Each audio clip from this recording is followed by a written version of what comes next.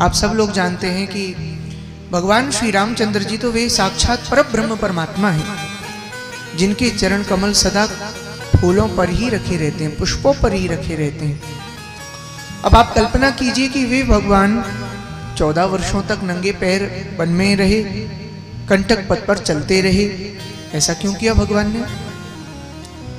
क्योंकि आप इस पर कल्पना करके देख सकते हैं कि राम जी अगर चाहते तो हमारे प्रभु, हमारे रामभद्र जी चुटकी में रावण को मार सकते थे।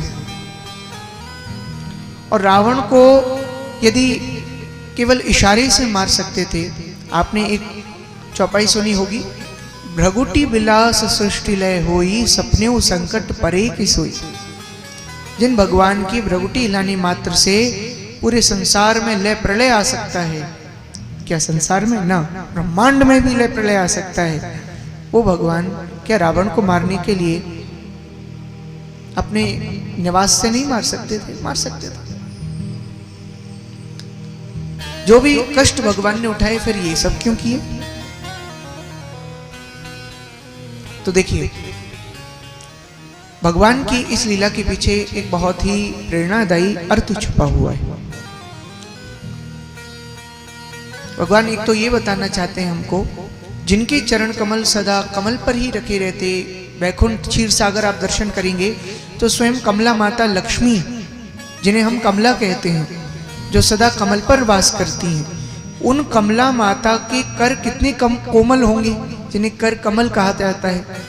तो उन कर कमलों से जो कमल से भी कोमल कर हैं उनके, उनसे जब वो भगवान की चरण कमल दबाती है ना, तो इस बात की चिंता होती है उनको कि कहीं मेरे इन कठोर करों से भगवान के चरणों में जो अति कोमल हैं पीड़ा ना हो जाए। तो सोचो, कोमल कमल से ज्यादा हाथों से भी अगर जिस चरण में पीड़ा हो सकती है, अब आप कल्पना करें वो चरण कितने कोमल होंगे। हुई ना बात सोचने वाली। उन कोमल चरणों को लेकर भगवान 14 वर्षों तक बिना किसी शिकायत के वन में रहे। बताइए क्यों रहे?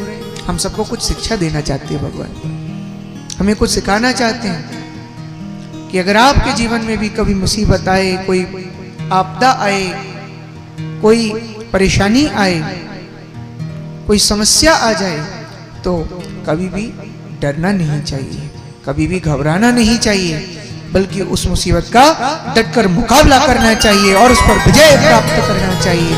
ऐसी भगवान हमको ऊर्जा भी प्रदान कर रहे हैं और शिक्षा भी प्रदान कर रहे हैं।